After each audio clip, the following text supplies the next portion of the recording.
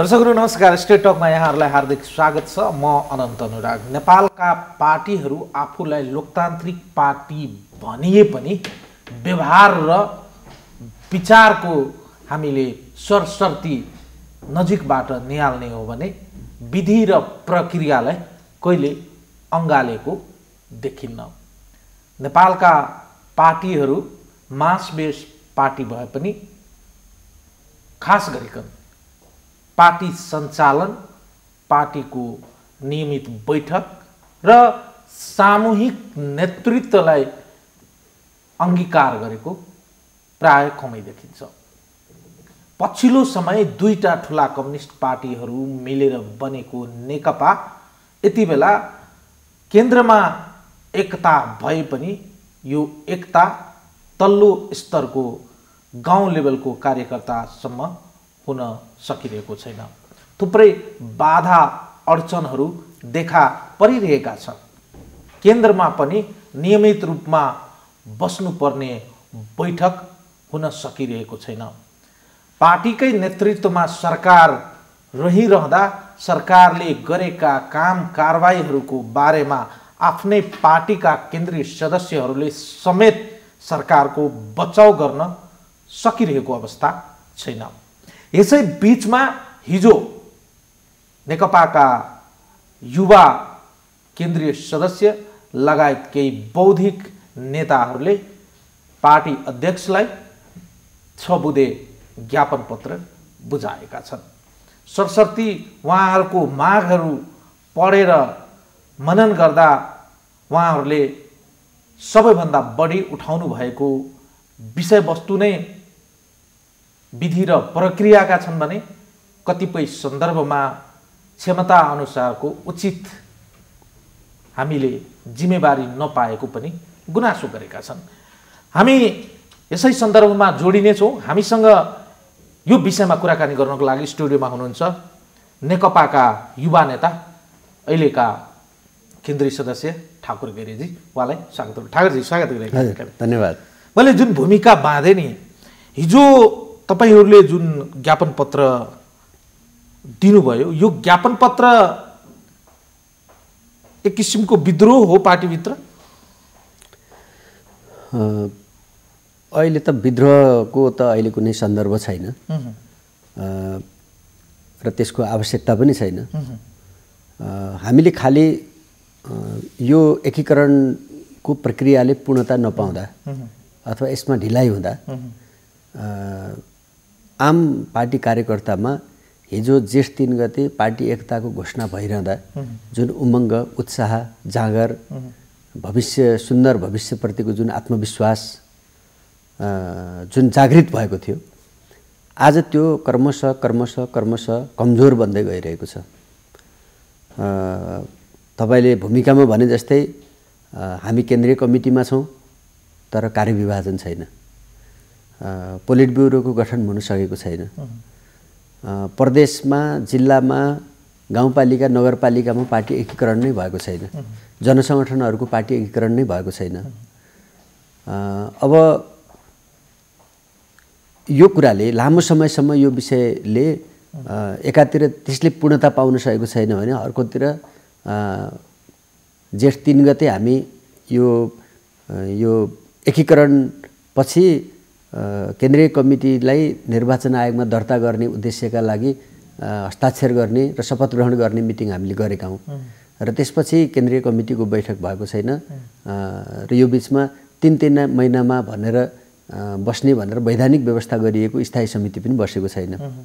सचिवालयको बैठकले पनि राम्रो एउटा परिणाम दिने गरी त्यसले पनि रिजल्ट दिन नसकिरहेको सन्दर्भमा सिङ्गो पार्टी पङ्क्तिमा जुन एउटा अन्योलता, एउटा पार्टीमा स्थानीय तहमा पार्टीको विहीनता र जसले आम कार्यकर्ता पङ्क्तिमा एउटा अन्योलता र एउटा चाहिँ र त्यसको माध्यमबाट एक प्रकारको समाजमा पार्टी पङ्क्तिमा निराशा बढ्दै जाने जुन स्थिति हामीले देख्यौँ। दसैँको सन्दर्भमा, छठ पर्वको सन्दर्भमा, तिहारको सन्दर्भमा चाहिँ देशभरि सिसिएमहरू गाउँमा जाँदा भेटघाट हुँदा अरू सन्दर्भमा कुराकानी हुँदाखेरि पनि जुन खालको एउटा भ्याकुम जस्तो भयो, हामीलाई लाग्यो कि यो कुराले यो कुराको लामो समयसम्मको निरन्तरताले यसले क्षति मात्रै गर्छ। अहिलेको अवस्थामा पार्टीलाई हामीले नजिकबाट न्याल्यौँ भने वा तपाईँहरू पार्टीको केन्द्रीय सदस्य भएर पनि अहिले काम पाउनु भएको छैन भन्ने तपाईँको जुन तर्क छ, काम नदिएपछि मात्रै गर्ने वा आफै पनि गर्न सकिन्छ भन्ने तर्क त गर्न सकिन्छ नि? होइन, काम त हामीले गरेकै छौँ, हामी त्यसै त बसेका छैनौँ। तर केन्द्रीय कमिटीका सदस्यहरूको परिभाषित काम हुन्छ नि त। जिल्ला इन्चार्ज होला, विभागको इन्चार्ज सह इन्चार्ज होला, अथवा चाहिँ नि जनसङ्गठन हेर्ने होला। मान्छेलाई त यति ठुलो हाम्रो 441 को जनशक्तिले एकै ठाउँमा सबै थुप्रिएर पनि भएन। अनि दोस्रो कुरा फेरि काम गर्नको लागि त तल एकीकरणको प्रक्रिया नै नटुङ्गिएपछि त पार्टीको वैधानिक व्यवस्थाका जुन त्यो पार्टीका मिटिङ बस्ने, भेला गर्ने यस्ता कार्यक्रमहरू त हुने कुरा भएन। त्यसले गर्दाखेरि यो एकीकरणको प्रक्रियाले छिटो मूर्त प्राप्त गरोस्, यो अन्योलताको स्थिति अब रहनु भनेको त्यो क्षति मात्रै हो। त्यसकारणले यो निराशालाई अथवा यो चाहिँ अन्योलतालाई चाहिँ उत्साहमा बदल्नको लागि तपाईँहरूले जसरी झकझक्याउने प्रयास गर्नु भएको छ नि, पार्टी नेतृत्वलाई यो कुराको हेक्का नभएको हो? होइन, मैले पार्टी नेतृत्व यसबाट बेखबर छ अथवा नेताहरूलाई यसको हेक्का छैन भन्ने त म कसरी विश्वास गर्छु र म उहाँहरूलाई यो सविस्तार यो सबै कुरा जानकारी छ। यो कुरा हुँदाहुँदै पनि यस्तो किन भइरहेको छ, यो चाहिँ बडो हाम्रो पनि प्रश्न हो। अहिलेको अवस्था हेर्दा पार्टीको नीति सिद्धान्त नेतृत्वको कार्यशैलीमा तालमेल छैन। होइन, हाम्रो चाहिँ नेपाल कम्युनिस्ट पार्टी एउटा सिद्धान्तनिष्ठ पार्टी हो, विचार प्रधान पार्टी हो। यो चाहिँ यसको महाधिवेशनको बिचको सर्वोच्च अङ्ग भनेको केन्द्रीय कमिटी हो। त्यसपछिको चाहिँ नियमित गतिविधि सञ्चालन गर्ने, निर्णय गर्ने कुराको लागि स्थायी समिति हो। स्थायी समितिको, सचिवालयको, केन्द्रीय कमिटीको विधानमा चाहिँ स्पष्ट काम कर्तव्य अधिकारहरू तोकिएका छन्। त्यसको मिटिङ जस्तो स्थायी समितिको बैठक 3 महिनामा बस्ने भनिएको छ विधानमा। आज उल्लेखितै व्यवस्थालाई हेर्ने हो भने केन्द्रीय कमिटी 6 महिनामा बस्ने भनिएको छ भने यिनका मिटिङ पनि भएको छैन। पोलिट ब्युरोको निर्वाचन भएर केन्द्रीय कमिटीका सदस्यहरूले आफ्नो कार्यविभाजन आफै गर्ने वैधानिक व्यवस्था छ, त्यो पनि भएको छैन। भनेपछि यसले चाहिँ माथि जे संरचना बनेको छ त्यो पनि फङ्सनमा आएन। अब तल त एकीकरणै भएको छैन, फङ्सनमा आउने कुरै भएन। त्यसले गर्दाखेरि हामीले चाहेको कुरा के हो भने जे बनेका छन् तिनलाई पनि व्यवस्थित गर्ने, क्रियाशील बन्ने, उनीहरूलाई जिम्मेवार बनाउने, अनि एकीकरण नभएको जुन हुन बाँकी काम छ त्यसलाई पनि पूर्णता दियो भने त्यसले देशभरिको पार्टी चलायमान हुन्छ। तपाईँहरूको एउटा तर्क अलिकति प्रश्ट्याउनुहोस्। जसै अहिले जुन सचिवालयले नै जे निर्णय र सर्वेसर्वा बनाइएको छ, सचिवालयको जुन निर्णयहरू आएको छ त्यो निर्णयहरू आम रूपमा चाहिँ सर्वस्वीकार्य छैनन्। होइन, पहिलो कुरा त सचिवालयको बारेमा हाम्रो विधानमा एउटा व्यवस्था छ। सचिवालयले प्रस्तावहरू तयार गर्ने, आवश्यक गृह कार्य गरेर स्थायी समितिमा पेश गर्ने भन्ने वैधानिक व्यवस्था हो। त्यसले गर्दाखेरि चाहिँ हाम्रो पार्टीको केन्द्रीय कमिटीको एउटा केन्द्रीय कमिटीको बैठकदेखि अर्को केन्द्रीय कमिटीको बैठकको बिचमा आवश्यक निर्णय गर्ने प्रयोजनका लागि त्यो अधिकार सम्पन्न अङ्ग भनेको स्थायी समिति हो। एक दोस्रो, तपाईँले भने जस्तो त्यसका बिचमा पनि सचिवालयले गरेका निर्णयहरूको तपाईँले जुन सन्दर्भ उठाउनु भएको छ कि विगतमा पार्टी एकीकरण गर्नको लागि सचिवालयले कार्यदलहरू बनायो, तर ती कार्यदलका कामहरू चाहिँ प्रभावकारी हुन सकेनन्। हामीले त्यसमा उठाइराखेको विषय के छ भन्दाखेरि कार्यदल बनाउने र कार्यदलले चाहिँ गाउँ गाउँमा, जिल्ला जिल्लामा व्यक्ति छान्दै हिँड्ने प्रक्रिया चाहिँ मिलेन।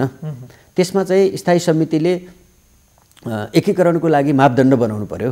हामी 2टा जिल्ला कमिटीलाई एकता गर्ने हो भनेपछि 2टा जिल्ला कमिटीलाई मर्ज गर्ने, समायोजन गर्ने र ती 2टा जिल्ला कमिटी मध्ये चाहिँ जो सिनियर छ उसले त्यसको नेतृत्व गर्ने भनेर एकलाई निर्णय गर्ने बित्तिकै यो एकता स्वतः हुन्छ, त्यसमा कसैले दुःख गर्नै पर्दैन। त्यसैले गर्दाखेरि हामीले एकताको प्रक्रियालाई एउटा विधि पद्धतिसँग ढङ्गले चलाउनु पर्छ। त्यसो भयो भने स्वाभाविक हुन्छ। हामी पछिल्लो समय केही विषयवस्तुहरूलाई, निर्णयहरूलाई हामीले केलाउने हो भने सचिवालयको निर्णयहरू पनि नेताहरू बिचमा सर्वस्वीकार्य भएको देखिन्न नि। होइन, त्यो त सचिवालयमै रहनुभएका शीर्ष नेताहरूले, वरिष्ठ नेताहरूले सार्वजनिक रूपले अभिव्यक्त गर्नुभएकै छ नि। स्थायी समितिका नेताहरूले त्यसका बारेमा प्रशस्त बहस सार्वजनिक रूपले चाहिँ तपाईहरुको पार्टीभित्र बहस गर्ने थलो भनेको केन्द्रीय समिति, स्थायी कमिटी, सचिवालय र शीर्षस्थ नेताहरू हो। एउटा यो चाहिँ तपाईहरुको पार्टीभित्रको एउटा विधानतः देखिएको प्रक्रिया हो। खास गरिकन चाहिँ तत्कालीन अवस्थामा नेकपा एमाले हुँदा केन्द्रीय समितिको बैठकहरू पनि नियमित बसेर केन्द्रीय समितिबाट स्थायी कमिटीमा लाने, स्थायी कमिटीबाट फेरि माथिल्लो तहमा लैजाने जुन एउटा परिपाटी थियो, त्यसले गर्दा चाहिँ बहस र विचारहरू चाहिँ त्यहाँबाट मन्थन गरेर आएको देखिन्थ्यो। अहिले दुईटा चाहिँ मेजर चाहिँ बहस गर्ने थलोलाई डिफङ्क्सन गर्दा चाहिँ त्यसको प्रभाव चाहिँ अहिलेको मौजुदा राजनीतिमा पार्टीगत र सरकार सञ्चालनमा पनि परेको देखिन्छ। अवश्य एउटा कुरा त हामी एकदम त्यो एउटा म के भन्छु भन्दाखेरि हामीले तोकेको समयमै मिटिङ भयो कि भएन भनेर धेरै रिजिट भइरहनु पर्ने आवश्यकता पनि छैन। कार्यव्यस्तताले अरू विभिन्न राष्ट्रिय राजनीतिका घटना परिघटनाले कहिले बैठकहरू केही ढिला केही चाँडा हुन्छन्, त्यसमा चाहिँ धेरै अन्यथा मान्नु पर्दैन। तर सवाल के हो भन्दाखेरि चाहिँ राष्ट्रिय महत्त्वका अथवा चाहिँ राष्ट्रिय जीवनका, पार्टी जीवनका महत्त्वपूर्ण निर्णयहरू चाहिँ अथवा जुन तहका पनि निर्णयहरू चाहिँ संस्थागत हुन्छन् कि हुँदैनन्। पार्टीको चाहिँ नि पद्धतिले, विधानले व्यवस्था गरेको पद्धतिभित्र बसेर संस्थागत ढङ्गले, औपचारिक ढङ्गले चाहिँ जुन विषयसँग सम्बन्धित कमिटीहरूका बैठक बसेर निर्णय हुन्छन् कि हुँदैनन् भन्ने कुरा सबभन्दा मूल विषय हो। नियमित बैठक हुन्छन् कि हुँदैनन् र ती बैठक चाहिँ विषयवस्तुहरू ती बैठकबाट फर्मल्ली संस्थागत ढङ्गले चल्छन् कि चल्दैनन्। नेपाल कम्युनिस्ट पार्टीले अवलम्बन गरेको, हिजो विगतमा नेकपा माओवादी केन्द्रले अथवा नेकपा एमाले अवलम्बन गरेको कुरा पनि त्यही हो कि नियमित बैठक बस्ने, पार्टीका चाहिँ औपचारिक सम्बन्धित कमिटीहरूमा छलफल गर्ने, संस्थागत निर्णय गर्ने। त्यो संस्थागत निर्णय गर्ने ठाउँमा चाहिँ सबै विषयमा सबैको समझदारी त हुँदैन। यदि सहमति साथ टुङ्गिएन भने अल्पमत बहुमतका आधारमा टुङ्ग्याउने, त्यसका लागि नै त्यो विधि बनेको नि त। त्यसैले त्यो विधिभित्र चाहिँ निर्णय नभएर अरू प्रक्रियाबाट निर्णयहरू हुँदाखेरि त्यसले चाहिँ उत्पन्न गरेको एउटा चाहिँ अन्योलता पनि हामीसँग छ। तपाईहरुको बुझाइमा वा अहिलेको चाहिँ के हो, अलिकति अझै प्रश्नाइदिनुहोस् न। अहिलेको जुन सचिवालय छ यो प्रशासनिक काम गर्नको लागि मात्रै हो वा यसले राजनीतिक निर्णय गर्ने अधिकार राख्दैन? होइन, हेर्नुहोस्, अहिलेको सचिवालय, हाम्रो सचिवालय भनेको हाम्रो पार्टीका सबभन्दा शीर्ष नेताहरू रहेको त्यो एउटा सैद्धान्तिक रूपमा मलाई बताइदिनु। त्यसकारणले सैद्धान्तिक रूपमा जस्तै ठाकुरजी अहिलेको सचिवालय पोलिट ब्युरो भन्दा सर्वशक्तिमान शक्तिशाली हो कि होइन? निर्णय गर्ने होइन, निर्णय गर्ने एंगलबाट हेर्दा हाम्रो महाधिवेशन, एउटा महाधिवेशनदेखि अर्को महाधिवेशनको बीचको सबैभन्दा शक्तिशाली र सर्वोच्च कमिटी भनेको केन्द्रीय कमिटी हो। एउटा केन्द्रीय कमिटी र अर्को केन्द्रीय कमिटीको बीचमा एउटा केन्द्रीय कमिटी त सधैँ एक महिना त बस्न सक्दैन। 10 दिनमा आवश्यक पर्छ, अथवा आज बैठक बस्यो भोलि नै अर्को बैठक बस्नुपर्छ। त्यसकारणले त्यो बीचमा चाहिँ केन्द्रीय कमिटी बस्न सक्दैन। त्यसकारणले त्यो बीचको अवधिमा चाहिँ आवश्यक निर्णय गर्नका लागि पार्टीको वैधानिक कमिटी भनेको स्थायी समिति हो। र अहिले चाहिँ हामीले त्यहाँ पनि शीर्ष नेताहरू रहेको एउटा सचिवालय बनेको छ र यो विगतमा पनि हुन्थ्यो। र आजको विधानको व्यवस्थामा चाहिँ के छ भन्दाखेरि चाहिँ विधानमा हामीले चाहिँ पास गरेको वैधानिक व्यवस्था के छ भने सचिवालयले आवश्यक गृह कार्य गरेर चाहिँ प्रस्तावहरू तयार गरेर स्थायी समितिमा चाहिँ निर्णयार्थ पेश गर्ने त्यो चाहिँ सचिवालयको चाहिँ काम कर्तव्य अधिकार तोकिएको छ।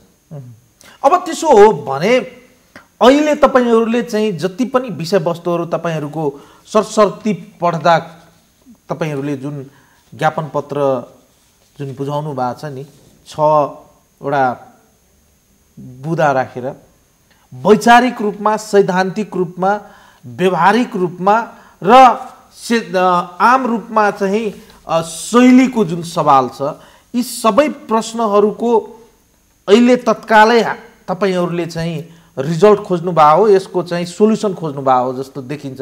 तर दुईटा पार्टी, ठुलो पार्टी मर्ज भइरहँदा, पार्टीमा दुईटा व्यक्तिले चाहिँ अध्यक्षता गरिरहँदा अलिकति दोहोऱ्याउन पार्टीलाई कठिन भएको जस्तो देखिन्छ नि, हैन र? हैन, त्यस्तो छैन। किन छैन भने एउटा अध्यक्ष हुने र दुईटा अध्यक्ष हुने कुराले हामीलाई खास ठुलो भिन्नता छैन। यसमा खालि हाम्रो कार्यशैलीको एउटा प्रश्न छ। अलिकति स्ट्रेट सोधेँ तपाईँलाई म, अलिकति मान्छेले चाहिँ यो तपाईँहरूले बुझाइसक्दा सामाजिक सञ्जालहरूमा आएको विषयवस्तुलाई उठाउन मन लाग्यो। कतिपयले पार्टीभित्र बार्गेनिङ गर्नको लागि वा फेरि एउटा नयाँ गुट बनाउनको लागि तपाईँहरूले चाहिँ यो प्रयासको थालनी गर्नुभएको छ र बार्गेनिङ गर्ने पार्टी नेतृत्वसँग बार्गेनिङ गर्ने एउटा टुल हो भनेर चाहिँ भनेका छन्। होइन, यसमा यो गुटको अथवा चाहिँ नि अर्को कुनै तपाईँले भने जस्तो कुराको यसमा गन्ध पनि छैन। तपाईँले देख्नु भएको छ यसमा स्थायी समितिको सदस्य समेत छैन एकजना। हामी केवल केन्द्रीय कमिटीका सदस्यहरू जो हामी विभिन्न हिसाबले चाहिँ तल जनतासँग हामी प्रत्यक्ष जोडिन्छौँ। हामीलाई चाहिँ फिल भयो कि यो यो पार्टी एकीकरणको ढिलाइले हामीलाई क्षति पुर्याउने भयो, यसले राम्रो गरेन। यो एकीकरणको ढिलाइ भएर पार्टी माथिदेखि तलसम्म सङ्गठित रूपले नचल्दा सरकार र पार्टीको सम्बन्ध पनि चाहिँ एउटा जुन नङ्ग्र मासुको बन्नुपर्ने हो त्यो बन्न सकेन। त्यसले गर्दाखेरि सरकारले गरेका राम्रा कामहरूको जनतासम्म पुर्याउने र त्यसलाई चाहिँ त्यसलाई स्थापित गर्ने काम पनि एउटा पार्टी कमिटीबाट जान सकेन। त्यसले गर्दाखेरि सरकारको राम्रा कामहरूको प्रचार पनि हुन सकेन। अर्को, सरकारलाई चाहिँ पार्टीले लिडरसिप गर्ने क्रममा पार्टीको तर्फबाट दिनुपर्ने फिडब्याकहरू, सुझावहरू, टिप्पणीहरू चाहिँ त्यसलाई व्यवस्थित गरेर सरकारलाई ठिक ढङ्गले अगाडि बढ्नको लागि त्यसलाई चाहिँ नि सपोर्ट गर्ने परिस्थितिको पनि निर्माण भएन। त्यसैले गर्दाखेरि ती सबै काम गर्नको लागि सबभन्दा पहिला पार्टी व्यवस्थित हुन आवश्यक छ है भन्ने त्यो अनुभूति भएर हामीले गरेको हो। अब जहाँसम्म चाहिँ नि केही पाउनका लागि हो कि भन्ने समेत तपाईँले जुन सङ्केत गर्नुभएको छ, हामी यो पार्टी एकीकरण हुँदाखेरि हिजो पनि त हामीले चाहिँ केही पाएर यो पार्टीमा त थिएनौँ, केही पाउने सुनिश्चित भएर यो पार्टीमा लागेको पनि होइन। त्यसैले गर्दाखेरि हामी त यदि यो पार्टी एकताबद्ध, गतिशील, सुव्यवस्थित भएर यसको नेतृत्वमा मुलुकको चाहिँ नि परिवर्तन सुनिश्चित छ भन्ने परिस्थितिको निर्माण हुँदा हाम्रो सरकारले अगाडि सारेको सुखी नेपाली, समृद्ध नेपाल कार्यान्वयन भएर यो मुलुकमा अब समाजवाद स्थापना हुने सुनिश्चित भयो भनेर सन्देश जाँदाखेरि त त्यसका लागि त हाम्रो भएको पनि छोड्नुपर्छ भने पनि छोड्न तयार हुने मान्छे हो हामीहरू। त्यस कारणले यसमा केही पाउने उद्देश्यका लागि अथवा अर्को कुनै गुट निर्माण गर्ने उद्देश्य भन्ने कुरा चाहिँ यदि त्यो कसैले भन्यो भने त्यो हामीमाथि अन्याय हुन्छ। तर कतिपयले भने तपाईँहरू चाहिँ अब पार्टीकै वरिष्ठ नेता माधव कुमार नेपाल इतरकाहरूले चाहिँ यो बखेडा झिक्यो भनेर पनि आयो। होइन, त्यसो भएदेखि त माथि शीर्ष स्थानमा माधव नेपालको नाम राखेर तल हामीले सही गर्न सकिन्थ्यो नि। त्यसो भनेदेखि त परिदृश्यमा पनि त्यस्तो केही छैन। होइन, हाम्रो अहिले हिजो चाहिँ म कृपया के अनुरोध गर्न चाहन्छु भने हामी कसैलाई पूर्व एमाले, पूर्व माओवादी अनि एमाले भित्रका पूर्व हाँगाबिगा, माओवादी भित्रका हाँगाबिगा यो मानसिकताबाट अब पनि मुक्त हुन सकिएन भने हामीले गरी खाँदैनौँ। म अनुरोध गर्न चाहन्छु कि हामी त्यो चाहिँ पूर्व चाहिँ हाम्रा मान्यताहरू, हाम्रा हेर्ने तरिकाहरू, हाम्रा चाहिँ विगतका चाहिँ कार्यशैलीहरूबाट मुक्त हुनुपर्छ भन्ने कुरा नै हाम्रो आवाज हो। हामी आज नेकपाका सदस्य हौँ। नेकपाको घोषित लक्ष्य र उद्देश्य स्पष्ट छ। हाम्रो आज चाहिँ राष्ट्रिय पुँजीको विकास गर्ने, समाजवादको तयारी गर्ने, मार्क्सवाद लेनिनवादलाई मार्गदर्शक सिद्धान्त मानेर अगाडि बढ्ने, पार्टीको चाहिँ विधि पद्धति यसको संस्थागत प्रक्रियाबाट अगाडि चल्ने, पार्टीमा सबै कार्यकर्ताहरूलाई न्याय दिने, यो त हाम्रो घोषित उद्देश्य हो। अर्को विषय नै निकै गम्भीरतापूर्वक उठाउनु भएको छ। निष्पक्ष ढङ्गले क्षमता अनुसार चाहिँ कार्यकर्ताको कार्यविभाजन भएन भन्नुभएको छ। पक्षपातपूर्ण निर्णयहरू भएको छ नि, होइन? होइन, तपाईँले यही बिचमा हामीले सार्वजनिक रूपले नै बहस भएको विषय छ नि त। हिजो पार्टी एकीकरणको सन्दर्भमा केन्द्रले एउटा कार्यदल बनायो। कार्यदलका साथीहरू देशव्यापी दौडामा निस्किनु भयो। उहाँहरूले चाहिँ जिल्लाको एउटा कुनै ठाउँमा बसेर उहाँहरूले व्यक्ति छनौट गर्नुभयो। विधिको कुरा भएन। अनि उहाँहरूले सिफारिस गरेको निर्णय केन्द्रमा आउँदा नआउँदै अनि यो चाहिँ बेठिक भयो भनेर चाहिँ फेरि उजुरीका निर्णयहरू पनि त सँगै आए नि त।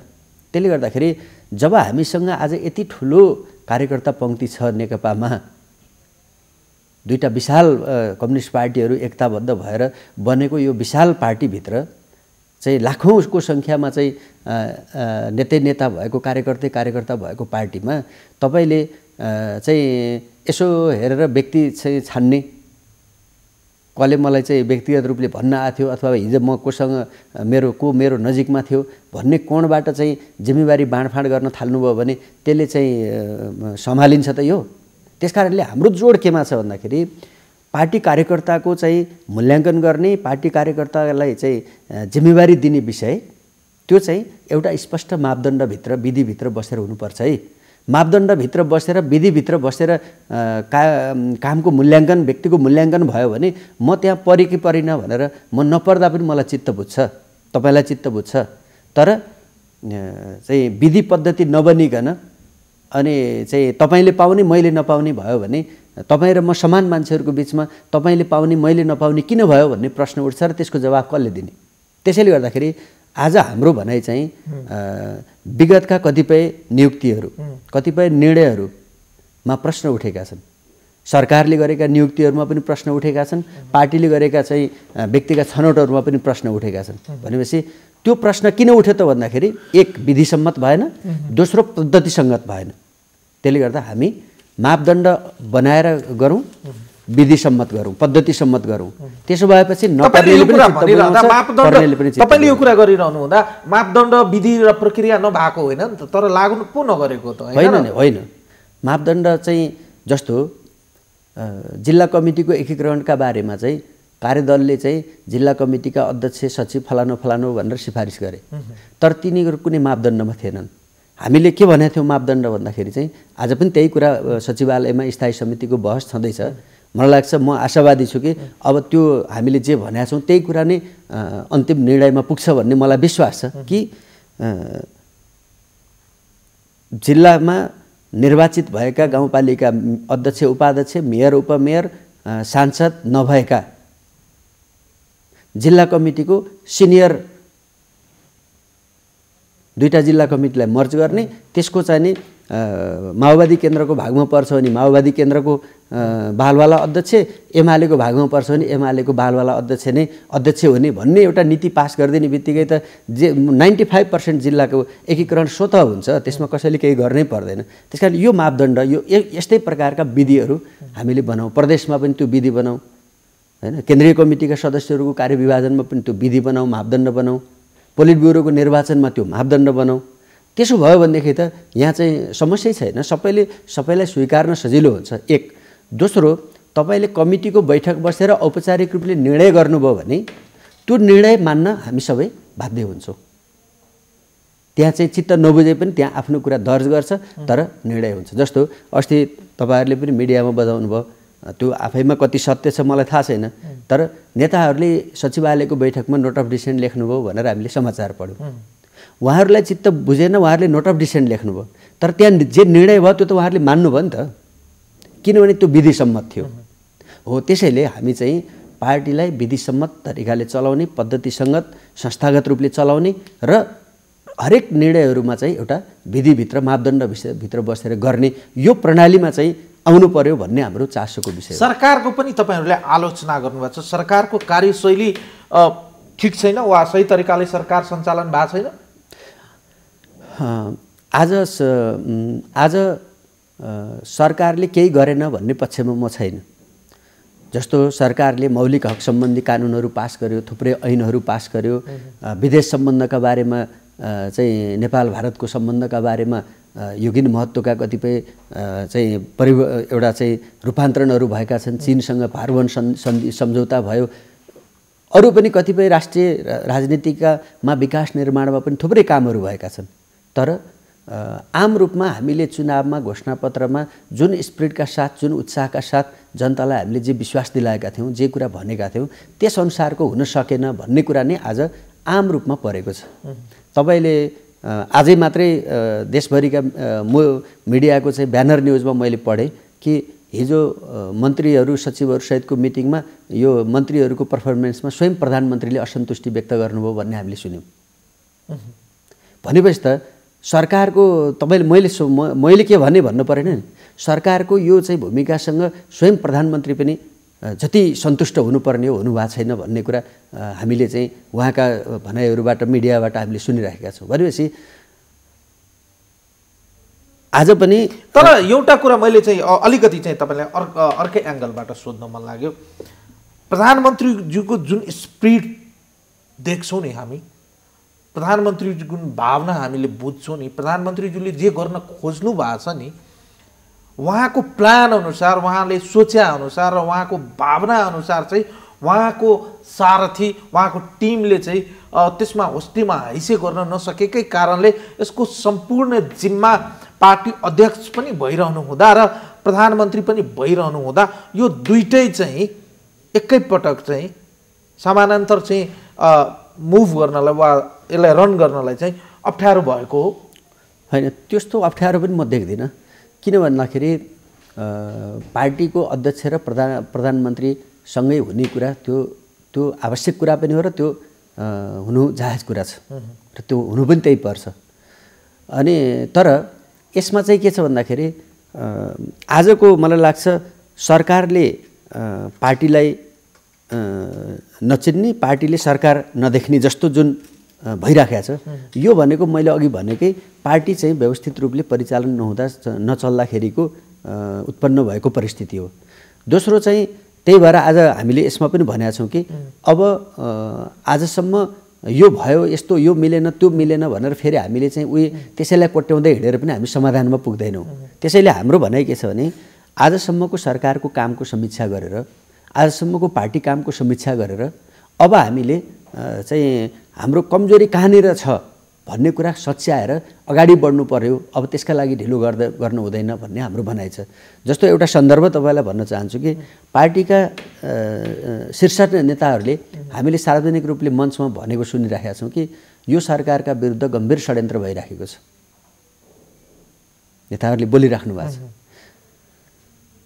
आज 7वटामा 6वटा चाहिँ प्रदेश हाम्रो पार्टीको लिडरसिपमा छ सरकार, केन्द्रमा करिब 2/3 बहुमतको सरकार छ भने यत्रो स्ट्रङ सरकार र यत्रो दुईटा पार्टी मिलेर एउटा पार्टी बनेको छ भने यो परिस्थितिमा पनि हाम्रा विरुद्ध चाहिँ षड्यन्त्र गर्ने शक्ति को हो? त्यसकारणले यो पार्टी एकीकरणसित सँगै जोडिएको अर्को प्रश्न छ कि हामीले चाहिँ हाम्रो पार्टीको दस्तावेज, राजनीतिक प्रतिवेदन हामीले बनाउनु पर्यो र त्यो प्रतिवेदनमा यो आजको व्यवस्थालाई चाहिँ समाप्त गर्न चाहने, यो चाहिँ सरकारलाई चाहिँ का विरुद्ध षड्यन्त्र गर्ने शक्तिको पहिचान गर्नु पर्यो र त्यसलाई चाहिँ त्यसका विरुद्धको अनुभव के हो? त्यसका विरुद्ध पार्टी र सरकार सञ्चालन भइरहँदा पार्टी र सरकार बीचमा कहाँनिर चाहिँ शून्यताको अवस्था सिर्जना भयो? अनि यो चाहिँ हामीले त्यहाँ लेखा पनि छौँ कि पार्टी र सरकारको सम्बन्ध भनेको नङ र मासुको जस्तो हुनु अनिवार्य छ। पार्टीको चाहिँ सफलता सरकारको सफलतासँग जोडिन्छ, सरकारको सफलता पार्टीको सफलतासँग जोडिन्छ। हामी समाजवाद हासिल गर्ने लक्ष्य लिएको पार्टी नेकपा भनिरहेका छौँ भने त्यो समाजवाद हासिल गर्ने सामर्थ्य हासिल गर्नको लागि त्यसको पहिलो शर्त भनेको नेकपालाई समाजवादी बनाउनुपर्छ। यदि नेकपा समाजवादी भयो भने त्यसले समाजवादी लक्ष्य हासिल गर्न सक्छ र त्यो सरकारलाई पनि त्यो समाजवादी ओरिएन्टेसनमा नेतृत्व प्रदान गर्न सक्छ। त्यसैले आज हामीले भनेको समाजवाद के हो, हामीले भनेको समाजवाद हासिल गर्नको लागि आज हामीले गर्ने स्टेप्सहरू के हुन्, हामीले स्थापना गर्न खोजेको समाजवादको विरोधी शक्तिहरू को हुन्, तिनीहरूसँगको हाम्रो सङ्घर्ष कस्तो हुन्छ, हामीले भनेको समाजवादमा सहयोग पुर्याउन चाहने शक्तिहरू को हुन्, तिनीहरूसँगको हाम्रो सहकार्य कसरी हुन्छ भन्ने विषयलाई हामीले दस्तावेजीकरण गर्नु पर्यो र त्यो दस्तावेजलाई हामीले आम पार्टी कार्यकर्तालाई त्यसबाट स्कुलिङ प्रशिक्षित गर्नु पर्यो र हामीले सरकारमा चाहिँ नेतृत्व गरेका नेताहरू कार्यकर्ताहरूलाई पनि त्यसबाट हामीले प्रशिक्षित गर्नु पर्यो र त्यसको आचरणमा पार्टीले चाहिँ नेतृत्व गरेको सरकार पार्टीले नेतृत्व गरेको चाहिँ कार्यकर्ता पङ्क्ति र त्यसको नेतृत्वमा चाहिँ हाम्रो समृद्ध समाज समृद्ध राष्ट्र निर्माणको चाहिँ अभियान चलाउनु पर्यो। त्यसका लागि यो एकीकरणको प्रक्रिया चाहिँ टुङ्ग्याउनु र पार्टी सम्पूर्ण कार्यकर्ता पङ्क्तिलाई जिम्मेवारी प्रदान गर्नु र यो चाहिँ पार्टीलाई गतिशील बनाउने कुरा चाहिँ ढिलो भएको छ र यसलाई अब छिटो गर्नु पर्यो भन्ने हाम्रो मनसाय छ। तर तपाईँहरूले जुन प्रक्रिया अपनाउनु भएको छ नि यो कुराहरू त पार्टीभित्र वा तपाईँकै पार्टीको अध्यक्ष हुनुहुन्छ उहाँसँग समय लिएर त यो कुरा आन्तरिक रूपमा पनि गर्न सकिन्थ्यो नि। तर तपाईँहरू त खुलस्त रूपमा एउटा प्रतिपक्षी जस्तै पार्टीको कतिपय आन्तरिक विषयहरू सरकारले गरेका निर्णयहरू सरकारमा देखिएका कतिपय चाहिँ गलत कामहरूलाई पनि कोट्याइरहँदा प्रतिपक्षी जस्तो देख्नु भएको छ र त्यो पनि यो लिखित नै दिइरहनु हुँदा तपाईँहरूले चाहिँ प्रधानमन्त्रीज्यूले वा अध्यक्षज्यूले चाहिँ डाइरेक्ट नदिइकन तपाईँहरू त महासचिवजीको बाटो अपनाउनु भयो होइन। प्रधानमन्त्री पार्टी अध्यक्ष उहाँहरूसँग पनि हामी यो बिचमा भेट्दैछौँ, हामी भेट्छौँ, कुराकानी गर्छौँ। त्यति गाह्रो छ र जस्तै धेरै धेरै चर्चाको विषय रह्यो ठाकुरजी। प्रधानमन्त्रीज्यू र तपाईँहरू एउटै टिमको मान्छे वा पार्टीभित्रको एउटै कार्यकर्ता भइरहनु हुँदा प्रधानमन्त्रीज्यूलाई भेट्न वा पार्टी अध्यक्षज्यूलाई भेट्न आम कार्यकर्ता वा केन्द्रीय सदस्यहरूलाई स्थायी कमिटीका सदस्यहरूलाई एकदमै गाह्रो छ र उहाँलाई भेट्न? छैन, गाह्रो छैन, आवश्यकता अनुसार भेट्न सकिन्छ। तर महासचिवलाई भेट्नु भनेको पनि पार्टी अध्यक्षहरूलाई भेट्नु सरह हो। हाम्रो पार्टीको पद्धतिमा हामीले पार्टी कार्यालयमा महासचिवलाई भेटेर बुझाएका छौँ, अध्यक्षलाई सम्बोधन गरेको पत्र मात्रै हो। तर महासचिवले स्वयंले तपाईँहरू एउटा केन्द्रीय कमिटीका सदस्यका हिसाबले तपाईँहरूले जे ल्याउनु भएको छ म यो चाहिँ हुबहु म अध्यक्षहरूलाई राख्छु, बताउँछु, तपाईँहरूलाई धन्यवाद छ भनेर महासचिवले बडो चाहिँ हामीलाई चाहिँ अझ बढी चाहिँ सक्रिय हुनका लागि चाहिँ महासचिवले हामीलाई चाहिँ भन्नुभएको छ। र यो कुनै किनभने यो तपाईँले जुन लिखित रूपमा अथवा चाहिँ यो भनेर भने भए पनि हुन्थ्यो भनौँ, तपाईँले सुरुमा जुन प्रसङ्ग सुरु गर्नुभएको थियो, यदि हामीसँग यो पार्टीकोलाई कमजोर बनाउने अथवा यो पार्टीमा कुनै एउटा चाहिँ नि भेस्टेड इन्ट्रेस्ट राखेर चाहिँ नि गरेको चाहिँ नियत राखेर गरेको गतिविधिको सन्दर्भमा तपाईँले भने विषयहरू हुन सक्छन्। हाम्रो मनसाय, हाम्रो चाहिँ उद्देश्य हामीले चाहिँ यो तल जुन एक खालको चाहिँ जता गयो केही भएन, जता भयो केही भएन, जिम्मेवारी पाइएन, के भएन भन्ने जुन एउटा चाहिँ एउटा समाजमा चाहिँ जुन एउटा अन्योलता चाहिँ उत्पन्न भयो, यसको समाधान, अर्को पार्टीको व्यवस्थित सञ्चालन, अर्को सरकारको प्रभावकारी चाहिँ भूमिका, यो आजको आवश्यकता हो। र यो विषय चाहिँ यो त चाहिँ आम चाहिँ सार्वजनिक रूपले छलफल, जस्तो हामी केन्द्रीय सदस्यको कुरा भएन नि, तपाईँको टेलिभिजनमा आएर स्थायी समितिका नेताहरूले स्वयं सचिवालयमा रहनुभएका चाहिँ नेताहरूले हामीले लेखे भन्दा कयौँ गुणा ज्यादा चाहिँ हामीले भनेका अझै माथिल्लो तहबाट म अलि स्टेट भाषा प्रयोग गरेँ है तपाईँलाई।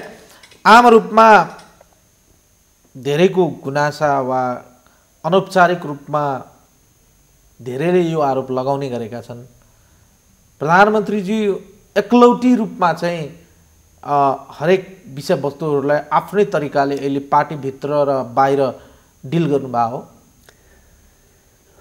होइन, त्यो चाहिँ म त्यसलाई यही रूपमा भनेर चाहिँ मैले सप्रमाणसहित भन्ने मैले त्यो त्यसरी जान पनि चाहन्न।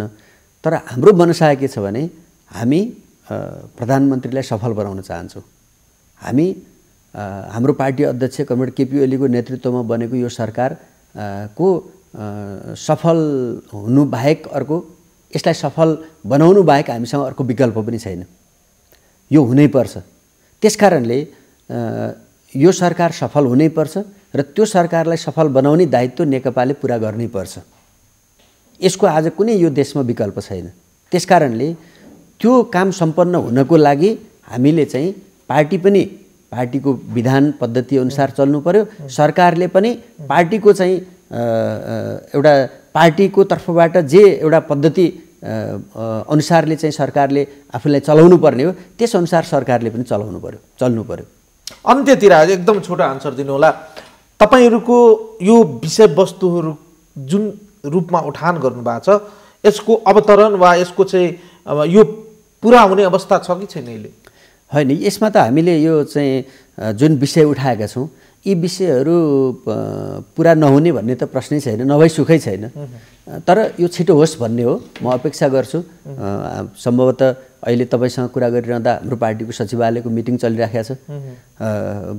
हामीले आजको सचिवालयको मिटिङको चाहिँ अन्त्य भएर आज भोलिमा हामीले जे न्युजहरू आउनेछ त्यो न्युजमा नै हामीले चाहिँ सकारात्मक सन्देशहरू सुन्न पाउनेछौँ भन्ने म विश्वास राख्छु।